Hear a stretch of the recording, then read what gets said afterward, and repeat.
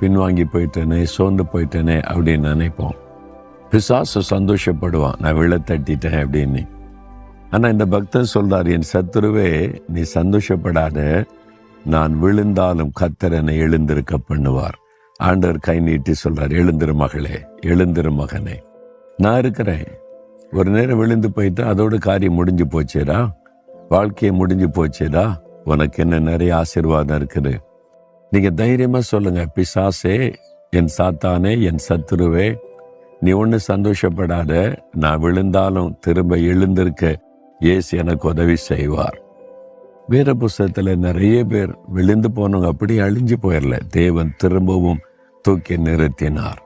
உங்க வாழ்க்கையிலேயே திரும்பவும் நன்மை காண்பீங்க, திரும்பவும் உயர்த்தப்படுவீங்க, திரும்பவும் வெற்றியை காண்பீங்க, திரும்பவும் ஆசீர்வாதம் உண்டாவதை பார்ப்பீங்க.